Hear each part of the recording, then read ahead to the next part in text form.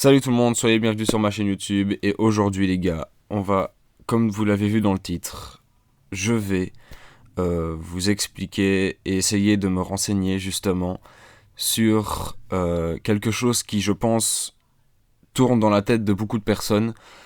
Ça en fait peut-être peur à certains. Moi je vais pas vous cacher que c'est un sujet qui, je vais pas dire me fait peur, mais qui m'intrigue et que je ne comprends pas et que j'aimerais comprendre. Et c'est ça le problème, c'est que pour le moment, il n'y a rien à comprendre sur ce sujet. Comme vous l'avez lu dans le titre, on va débattre sur la vie après la mort. Alors, je sais que ça va vous paraître bizarre en vous disant « Waouh, le mec, il fait une vidéo sur la mort. » Je fais pas la vidéo dans le but de peut potentiellement faire peur à certaines personnes, contredire d'autres, enfin l'avis d'autres personnes. Je donne mon avis, ce que je pense. Je suis pas là pour me faire insulter, hein, clairement. C'est chacun son avis, je vais dire, sur le sujet. Mais je trouvais le sujet assez intéressant et j'ai eu l'idée d'en faire une vidéo et je trouvais que c'était quand même une bonne idée, je vais dire, dans le sens où ça permet de s'ouvrir aux gens et de montrer que au final on est tous pareils, qu'on a tous des phobies, qu'on a tous des que c'est, je vais dire, ce qui est passionnant avec le sujet de la mort, c'est que c'est un sujet vaste, mais qu'on ne connaît pas. C'est-à-dire qu'on sait qu'il est vaste, on a des idées de ce qu'il pourrait y avoir derrière, mais on ne connaît pas ce sujet. Et pour le moment, à part des avis de personnes qui sont sorties du coma, qui sont morts cliniquement pendant plusieurs minutes, on n'a aucune idée de ce qu'il peut y avoir derrière et je vais dire on n'a aucune preuve que ce que ces personnes-là, sans vouloir les contredire parce que je suis totalement de leur côté, je pense totalement, je ne comprends pas le principe de mentir, surtout si c'est pour dire la même chose que les autres, mais je vais dire, je suis pas venu ici pour contredire les gens, je suis pas venu ici pour me mettre des gens à dos sur leur avis sur ce sujet, je suis juste là pour débattre avec vous, si vous voulez me poser des questions par rapport à ce que je pense de ce sujet-là, vous pouvez me les mettre dans les commentaires, je vous répondrai dans les commentaires justement. Et c'est parti.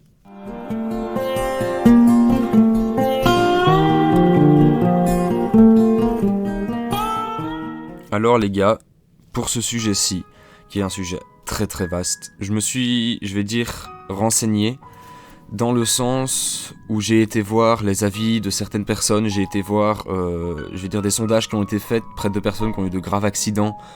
J'ai été voir les témoignages de personnes qui sont sorties du coma après plusieurs années. J'ai été voir les témoignages de personnes qui ont été mortes cliniquement pendant plusieurs minutes, quasiment 1 heure pour une de ces personnes-là, et elles répertorient à chaque fois les mêmes choses.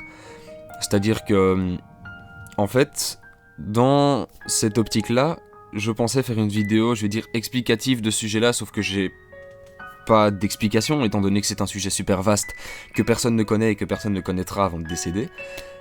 Mais je trouve que c'est un sujet intéressant, et on va en débattre, et je vais vous expliquer ce que les gens ont vu, ce que les gens ont fait, ce que les gens ont eu. Bon, on va commencer avec une personne qui a été annoncée comme morte cliniquement. Donc quand quelqu'un meurt cliniquement, c'est le cœur qui s'arrête. Sauf que quelque chose d'important à savoir, c'est que quand le cœur s'arrête, on n'est pas définitivement mort. C'est-à-dire que quand le cœur s'arrête, le cerveau reste encore dans un mode, je vais dire, veille, pendant plus ou moins 5 minutes. Au cas où le cœur redémarrerait justement, c'est pour ça qu'on arrive encore maintenant, et déjà avant, c'est pour ça qu'on arrive à réanimer des personnes, parce que le cœur est toujours opérationnel et est prêt à redémarrer à n'importe quel moment sur ces 5 minutes là. Après il commence à se liquéfier et à tout bêtement à mourir, c'est à dire que les neurones commencent à se détruire, et là ces neurones là on les retrouvera plus. Voilà, ça c'est clair, c'est simple et voilà. Mais c'est un sujet assez vaste qui pourrait faire peur aux gens, ça je m'en doute, j'en suis conscient. Mais moi je trouve que c'est un sujet assez intéressant dans le sens où on s'en fout. Parce que de toute façon on va tous passer par là. Donc peu importe la vie qu'on a, si c'est la même chose pour tout le monde, on le saura. Donc voilà, c'est ça la manière la plus simple de résumer ce sujet. Mais cette personne-là, nous a dit, parce qu'elle est morte cliniquement pendant 40 minutes. Après 40 minutes, je pense que le cerveau ne tient plus. Hein. Si déjà le grand max évalué par la science c'est 5 minutes, alors 40 minutes les gars, c'est compliqué. Et cette personne-là a dit, clairement, je me sentais comme bien. Je n'avais plus aucune douleur corporelle que j'aurais pu avoir avant, que j'avais avant. Je n'avais plus aucune sensation de corps. Et il nous a aussi expliqué que quand il est sorti, je vais dire, de son corps... Alors oui, je sais que le sujet peut faire un peu bizarre en disant « Ouais, il est sorti de son corps, il a vu son corps, il a vu des gens, il a vu machin. » Les gars, on s'en fout. Le principe, c'est pas de critiquer, c'est juste de réfléchir, de trouver une thèse, de débattre là-dessus. C'est juste un sujet de débat, c'est pas un sujet de ça, c'est sûr et certain que c'est vrai. C'est si vous n'êtes pas d'accord avec cette personne-là et que vous êtes persuadé que c'est autre chose, c'est votre avis. C'est pas le mien, c'est pas celui de cette personne-là, c'est le vôtre. Personne ne pourra vous le contredire puisque c'est votre avis. Et si vous n'avez pas envie de changer d'avis, vous ne changerez pas d'avis, ce qui semble en soi normal. Et pour revenir du coup à ce sujet-là, il nous a expliqué qu'il se sentait dans un monde, je vais dire, agréable, il avait une sensation de flottement, je vais dire. Pour ceux qui ont déjà fait des grands 8, par exemple, des parcs d'attractions genre Disneyland et des trucs dans le genre, quand on prend des grandes attractions avec des loopings et des choses dans le genre, on a une sensation de liberté dans le sens où on a une sensation de voler. C'est compliqué à expliquer, c'est-à-dire qu'on n'est ni sur le siège, ni sur la barre, on est vraiment pile entre les deux, une sensation de lévitation, je vais dire ça comme ça. Et cette personne-là nous a clairement expliqué qu'elle ressentait ça. Elle nous a aussi expliqué qu'elle voyait, qu'elle avait vu des proches à lui qui étaient décédés. Et il nous a expliqué que ces proches-là lui ont dit, écoute, c'est pas le moment de partir. C'est-à-dire que là, tu restes pas avec nous, tu retournes là-bas. C'est-à-dire que pendant 40 minutes, il se faisait réanimer.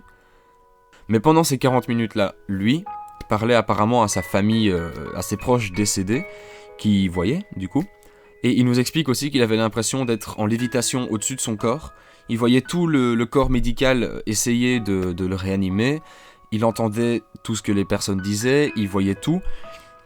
Et à la fois, il était tellement bien dans cette dimension-là, je vais dire ça comme ça, qu'il se sentait à l'aise et qu'il n'avait plus du tout envie de quitter ce monde. Il est revenu sur Terre, il est revenu à la vie, je vais dire ça comme ça, et il nous a expliqué que c'était pas du tout voulu, c'était sa famille de l'autre côté qui l'avait forcé à revenir, et que c'était pas de sa propre volonté qu'il était revenu. Et je me suis renseigné sur ce sujet parce que cette interview m'avait titillé, et sur toutes les personnes qui sont mortes cliniquement pendant plusieurs minutes, voire plusieurs heures pour ceux qui ont énormément de chance, et toutes les personnes qui sont sorties du coma, d'un coma difficile.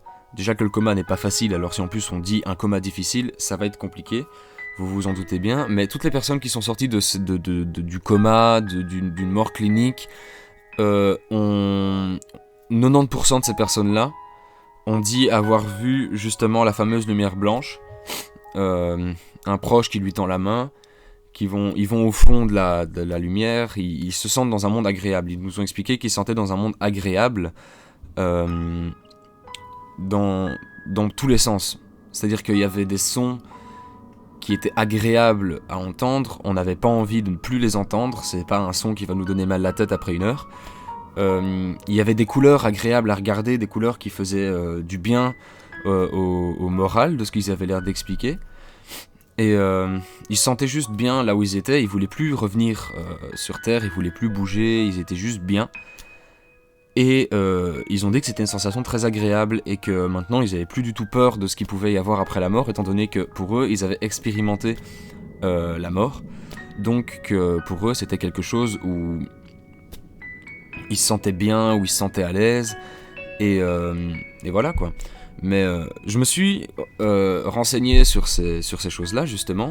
Et puis je me suis posé une question très très perturbante, dans le sens où on a envie de les croire, ces personnes-là. Parce qu'on a envie de savoir ce qu'il y a après la mort. Même si demain quelqu'un vient nous dire, écoutez les gars, ça fait 10 ans que je suis mort, j'ai expérimenté la mort, c'est génial, vous allez tous kiffer. On aura envie de le croire même sans s'en rendre compte, on aura envie de le croire, notre cerveau aura envie de le croire, parce que à partir du moment où le cerveau ne connaît pas quelque chose, il a peur, ce qui en soi semble normal. Et la sensation de peur est beaucoup associée à la mort, parce que justement la mort est quelque chose que l'on connaît dans le sens où on sait que tout être humain, tout être vivant meurt un jour, mais on ne sait pas ce qu'il y a après la mort. Et c'est ça qui fait peur à beaucoup de personnes. Alors je sais pas s'il y en a d'entre vous qui n'ont pas peur de ce sujet-là et qui pour eux c'est un sujet qui est totalement intéressant, mais qui s'en foutent clairement. Qui meurent ou pas, pour eux ça change rien dans le sens où c'est normal, ça fait partie de la vie, il n'y a pas de vie sans la mort, il n'y a pas de mort sans la vie. Mais voilà, moi je trouve que c'est un sujet assez passionnant.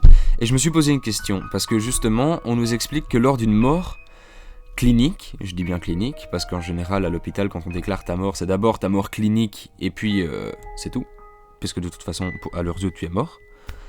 Ces personnes-là ont expliqué ce que je vous ai expliqué juste avant, et moi je me suis demandé, justement, on nous dit que le cerveau reste actif plus de 5 minutes après. Est-ce que ça ne serait pas justement le cerveau qui diffuserait une image de quelque chose qui est à ses yeux agréable pour faire passer la mort pour quelque chose d'agréable? Justement, c'est cette question-là qui m'a un peu titillé. J'ai demandé à beaucoup de mes amis, beaucoup de mes connaissances, tout bêtement, ce qu'ils pensaient qu'il y avait après la mort. Alors, j'ai 2-3 de mes amis qui m'ont dit, je m'en fous. Moi, je vis ma vie à pleine... Je croque la vie à pleines dents, et puis on verra bien. Ce qui, en soi, est la meilleure manière de faire les choses. Moi, je me suis rapatrié sur, justement, les sujets qu'il y avait eu sur Internet et les trucs dans le genre... Les études scientifiques sur les gens sur la vie après la mort et des choses dans le genre. Et j'ai un ami qui m'a dit c'est la sensation. Par exemple, je sais pas si certains d'entre vous ont d'office déjà eu ça. Quand vous êtes super fatigué, que vous luttez pour pas vous endormir, mais que vous clignez des yeux et vous avez l'impression juste que vous avez cligné des yeux, mais vous avez passé toute votre nuit. Moi, ça m'est déjà arrivé 2 fois, c'est génial. Parce que tu vois pas ta nuit passer, tu passes ta meilleure vie, tu te réveilles, t'es fringant, t'es déterminé. Et il m'a dit, moi je pense que c'est quelque chose comme ça. Alors il faut savoir que, ça peut paraître bizarre, mais je suis quelqu'un qui croit beaucoup en la réincarnation. C'est-à-dire que pour moi, une âme ne peut pas rester seule pendant le reste de je vais dire, sa vie en tant qu'âme. Pour moi, un corps possède une âme, ce qui semble logique, c'est pas... Je pense même pas que ça soit une question de religion ni une question de croyance. Je pense que c'est quelque chose qui est de base dans le principe normal. Et pour moi, cette âme-là, quand son enveloppe corporelle meurt, elle change juste d'enveloppe corporelle. Elle oublie sa vie antérieure et elle change de corps, elle revit une vie et puis voilà. Et je me suis renseigné sur le sujet et j'ai regardé même des vidéos de personnes qui expliquaient ce qui pour eux était après la mort, mais ils l'expliquaient d'une manière comme s'ils le savaient, comme s'ils étaient sûrs que c'était ça, alors que pas du tout. On n'est jamais sûr de ce qu'il y a après quelque chose qu'on ne connaît pas. Si demain je vous dis je vous tire une balle dans la tête, on verra ce qui se passe, vous allez jamais vouloir, parce que vous savez que ça engendre potentiellement la mort, même sûr et certain. Il y en a que très peu qui ont eu de la chance, et parce que la balle n'a pas touché le cerveau. Enfin bref, c'est pas le sujet. Vous allez avoir peur parce que vous allez vous dire je vais mourir, je serai plus jamais là, les gens vont m'oublier, peut-être ça aussi qui peut en perturber certains. Le fait de se dire que la planète qu'on connaît maintenant, à notre mort on la connaîtra plus, on ne saura plus à quoi elle ressemble, on ne la verra plus jamais, c'est potentiellement ça qui peut faire peur aux personnes. Et c'est la personne qui expliquait dans sa vidéo justement le fait que pour lui la mort soit un sujet connu, nous disait que quand un corps mourait, un corps pour cette personne-là est composé de chakras. Donc les chakras, c'est des canaux d'énergie dans le corps qui sont gardés par l'âme et qui sont canalisés par l'âme du possédant le corps. Et cette personne-là nous a expliqué qu'apparemment, après la mort, le corps... Donc, pour lui, un homme humain possède 7 corps. D'accord ? Il nous expliquait dans la vidéo que, d'après lui, et il avait l'air vachement sûr de sa théorie, quand un être humain meurt, Il se sépare d'abord de son corps corporel, de son corps réel, je vais dire, de son corps physique, je vais dire ça comme ça. Et seulement après, l'âme se débarrasse des chakras, des canaux d'énergie, donc du 6e corps, pour se libérer. Et après cette séparation, je veux dire, avec le 7e et le 6e corps, l'âme se rappelait de toutes ses vies antérieures. C'est-à-dire que l'âme n'avait aucune identité. Juste, l'âme était là, elle était consciente de ses vies antérieures, de la dernière vie qu'elle avait vécue, mais que l'âme n'avait pas d'identité. Elle n'avait pas de forme, elle n'avait pas d'identité, elle ne ressemblait à personne, elle ne ressemblait à rien. C'est juste une âme, voilà. Je sais pas comment vous expliquer ça plus simplement. Cette vidéo aura une fin, je veux dire, qui n'a rien à voir, dans le sens où cette vidéo, c'est déjà la fin, parce que j'ai pas grand chose d'autre à dire, un débat tout seul, c'est compliqué. Donc n'hésitez pas à me poser vos questions dans les commentaires, à me dire ce que vous pensez de la mort. Est-ce que vous avez peur ou pas? Est-ce que pour vous la mort est un sujet tabou ou un sujet intéressant? N'hésitez pas à me dire tout ça dans les commentaires. Moi je vous dis à la semaine prochaine, je vous laisse réfléchir à vos questions. Ciao.